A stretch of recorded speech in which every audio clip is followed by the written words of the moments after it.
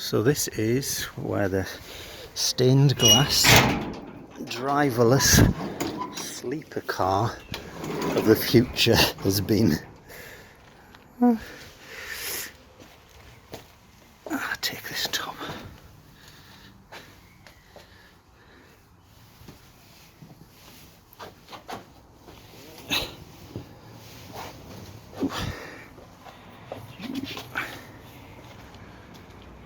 Sit there.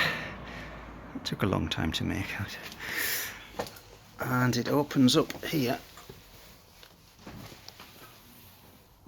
with a bed inside. You can see in there. So you can go to sleep after you've told the car where you want to go, and the car will take you there.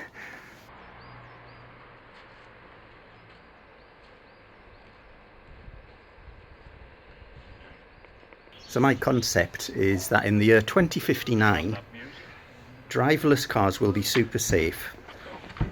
The cars will be observing each other, the roads will be observing the cars, and there'll be no collisions.